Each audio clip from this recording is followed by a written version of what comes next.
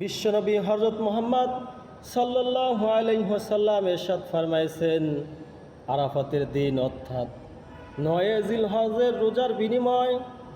২ বৎসর রোজা রাখার সমতুল্য সওয়াব, আশুরা অর্থাৎ ১০ই মুহররমের রোজার বিনিময় ১ বৎসর রোজা রাখার সওয়াবের কারণ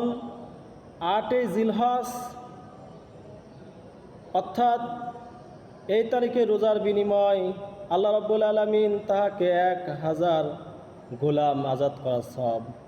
৯ জিলহজের রোজার বিনিময় ২,০০০ গোলাম আজাদ, ২,০০০ উট দান এবং জিহাদে ঐশ্বর্য, সাজ সরঞ্জাম প্রভৃতি সহ যানবাহন দান করার সওয়াব তার আমলনামায় প্রদান করবেন। মুকাশাফাতুল কুলুব ইমাম গাজ্জালী রাহমাতুল্লাহ আলাইহি হইতে এই হাদিসগুলো তার কিতাবের মধ্যে রয়েছে।